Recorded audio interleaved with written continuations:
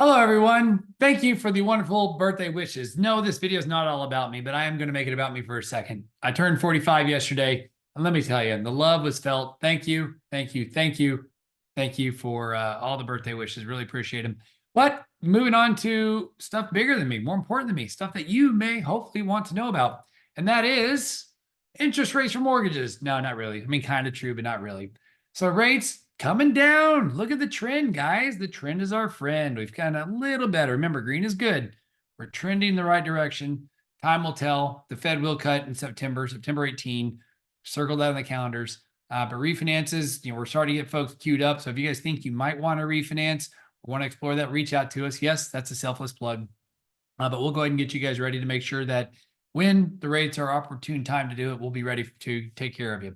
In the meantime, sales of starter homes are up double digits. So July saw a 10% year-over-year increase in the pending sales of starter homes. So basically, the median price of a starter home climbed to $250,000. So remember, when you guys see headlines saying what you're about to see in a second, like prices are up and this and this and this, a lot of times you'll see median home price. Well, the median home price isn't average. So if the median home price is down, which it has been in recent episodes we've done here, a lot of that's because there's more and more of these starter homes being sold. Now, in this case, the increased transactions is going to bring down the median home being sold. So it's not a dip in home values. It's just more starter homes are being sold. So I just wanted to show this to highlight the fact that when you see headlines, they can be deceiving.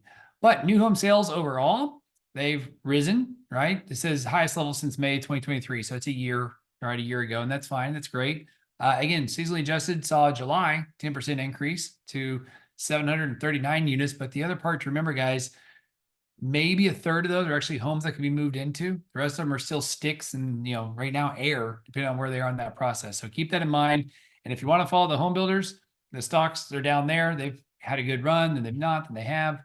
Home prices reach just home prices in general. That's one was, new home sales. This one is home prices in general have gotten a new high. So lots of just really good news in the stock market, housing market here. This has been up historically or not historically, but the last, what they call the 10 composite index, meaning the 10 biggest cities, it's up 7.4%. The 20 bigger cities has up 6.5%. So 5, 6, 7, 8% in all these big cities. Again, the market's still hot. So the headlines that say, bubble and all this stuff, man, we're just not seeing it. Supply and demand. There is a housing shortage. We covered that a couple of weeks ago about how there's only about 4 places in the country that have more inventory than 2019 before. And even then, it's not by that much. And then how much does the American dream cost? We all know about affordability, but I just thought this was interesting because if you rewind, which we're about to show you in the next slide, 10 years ago, it shows you what it is. But the median cost of the home is 36% more. And this is a 10-year comparison.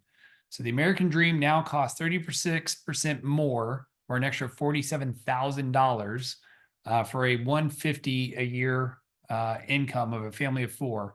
So that is a lot. But the last bullet, or the third bullet, the median household income has grown 46%. So over the last 10 years, yes, it's gotten more expensive, but the good news is the household income has outpaced that cost. And I also pointed here the top 10 places, Hawaii being the most expensive, California, Massachusetts, you can read, I get that. Texas over there is number 31. So we're kind of right in the middle. I'm not saying it's good or bad, it's just the sweet spot. And then down there, a little graph, you can see the breakdown of, the taxes, all the extra stuff, the essentials for cost. And here's the next slide to that. Again, a lot of the same stuff in the verbiage on the left. But for us locally, right, taxes have gone up, obviously, because of home values.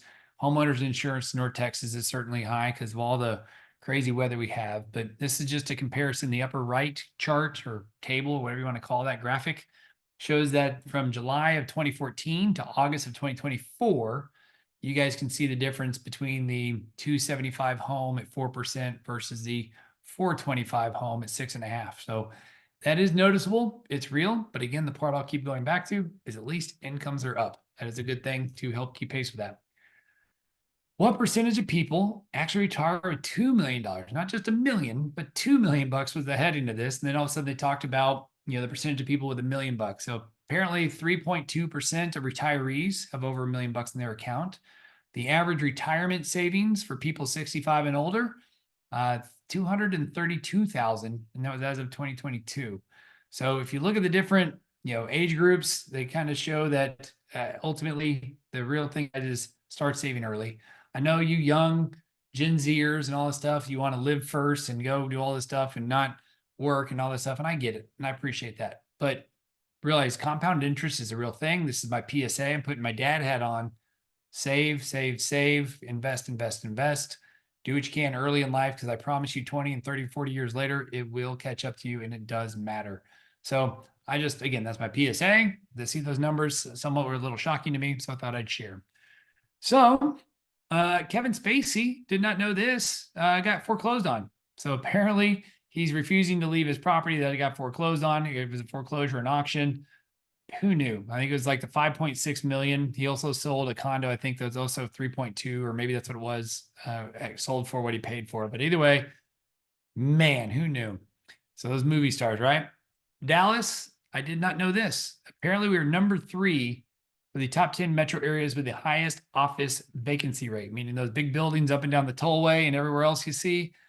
Apparently they're more vacant than everywhere else except for Houston and San Francisco. Who freaking knew? I didn't, but if you're in commercial real estate, you're probably like, yeah, bro, knew it all the time. There you go. And then lastly, another PSA here. If you want to see if your social security number was included in the data breach that happened, push pause. There's the URLs right there for you to say, just make sure you're taken care of. I would tell you this too, is make sure your credit's always frozen. And you can call sometimes you can do it on the app. Sometimes you got to call the credit bureaus.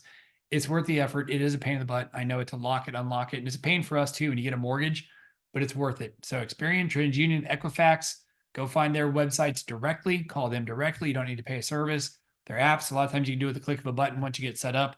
But just make sure you're protected, because just assume your data is going to be stolen almost on an annual basis. And I think if you operate that way, you'll be good. And then lastly, and this isn't funny because it's true.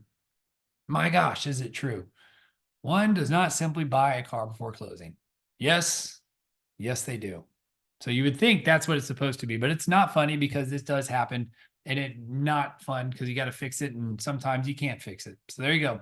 Let's get social. You guys know what to do. Forward, subscribe, share, tell your mom about it, all that fun stuff. And as always, we appreciate you, and have a great remaining rest of August and a fantastic Labor Day weekend.